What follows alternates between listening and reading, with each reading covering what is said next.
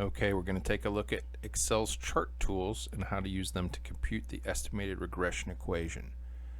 So using our data file, we'll select miles and time, insert, scatter chart, make that a little bigger so it's easier to see. We can select any data point within the scatter chart, right click, and add trend line.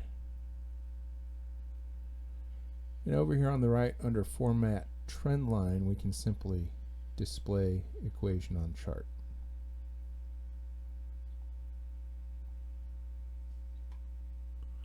Move that over and make it a little bigger.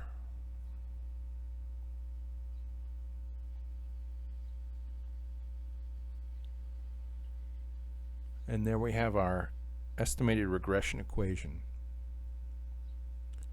It's very easy for us to go back to Format Trend Line by clicking on the trend line and then displaying the coefficient of determination by simply clicking the checkbox.